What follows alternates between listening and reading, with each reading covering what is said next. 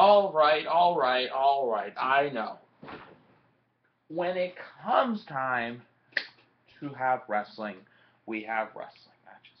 When it comes time for a match, you don't know if what's going to happen. Something big can happen. That's where I feel like they're going with this one match in particular this Sunday. It's the main event. You got the champ, Seth Rollins, in one corner. You got Brock Lesnar in the other corner. They brought back Brock. He's first match back, he murdered Kofi Kingston after Mania. This match, I feel like the way that it's been built up is going to have so many more people actually going to be wanting to be invested into this pay-per-view. It's the main, well, I started doing this ever since the network came into handy, but that's why the YWC Canadian chapter likes to watch it together.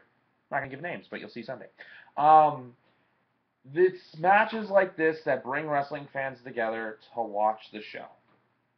Sure, John Cena, Kevin Owens can make a pay-per-view, but more importantly, when it comes to pay-per-views, it matches that sells the show.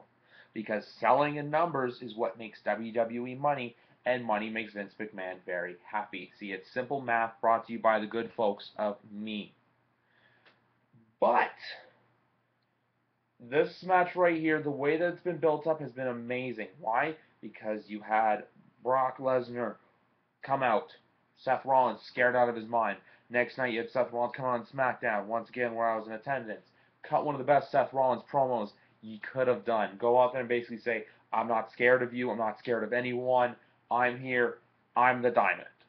Then the next Monday night on Raw, Seth Rollins gets the upper hand on Brock Lesnar, beats the shit out of him, tortures his knee, devastates him with him, Kane, Joey, Jamie. They did it all. The next week, they did the stupid Price is Right gimmick. The next week, Brock Lesnar, they think he's going to hurt him. Guess what he does? He hurts Joey Mercury. He breaks 3 of Jamie Noble's ribs, or that might have been a few weeks earlier. He snapped his arm with a Kimura, and guess what? He murders their brand new car. Then they had that car out there that whole show.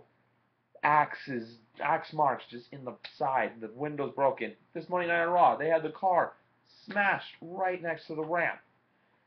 There couldn't have been a more perfect way to tell that. Now, this Monday, the match that decides this is what happened at that contract signing. Why? Because what happened at the contract signing was both men got the upper hand on each other. And SmackDown tonight does not really matter. All you're going to have Seth Rollins come out and cut a promo. I don't even remember what happened. But, with everything being said, Seth Rollins knows that this match is pretty much his to lose. I'm not saying that Brock Lesnar is, I'm not picking my winner right now, but pretty much, not a lot of people are going into this thinking Seth Rollins is going to win. Probably about maybe 2 to 3 or a few of those Rollins marks out there who want Rollins to win, but most people will pick Lesnar. In the case of mind of that, you got to play many factors in who you think is going to win this match on Sunday. Where can they go with Brock Lesnar from here if he loses again? Who would be next to face Seth Rollins for the championship? And SummerSlam, because this is basically Battleground is the new equivalent to the pay-per-view before Mania. Fastlane, Elimination, Fastlane, Battleground are essentially the same show. Why do you think I say this? Because they're all leading up to what's coming up in the next month, what more people are more excited for. The show that fucked me over, goddamn Ticketmaster.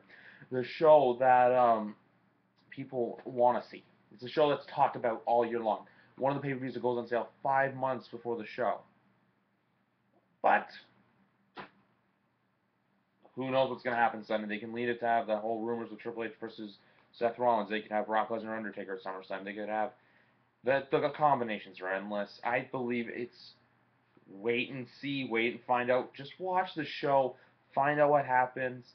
Most people think, oh, it's another 8-month title reign. Hey, I think Brock Lesnar is going to win. Why? Because you're not going to have 2 straight pay-per-views of Brock Lesnar getting pinned. Because seriously, it's just going to make this guy who last year defeated The Undertaker at WrestleMania. That's just in another category of its own. It still shocks me to this day. I still get just weird feelings thinking about it. Then you had him go out and just absolutely dominate and pretty much almost murder John Cena at SummerSlam. The 16 German suplexes and the 2 or 3 F5s.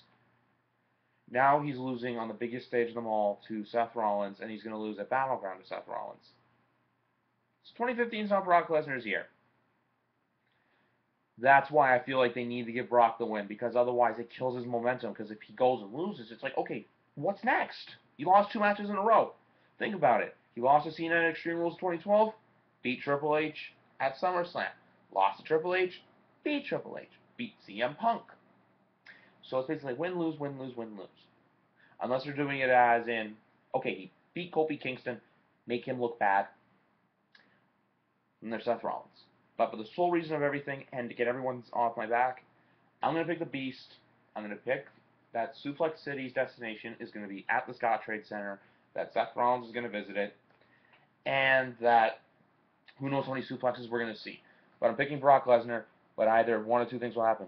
Suplex City will be the biggest city in the world that night and will be thriving, or it's going to be burned to the ground. I'm leaving you on that, and I'm not going to say my usual catchphrase. I'm going to say I'm going to see you Sunday, because that's when we'll be making videos, live reactions, results, all that fun stuff.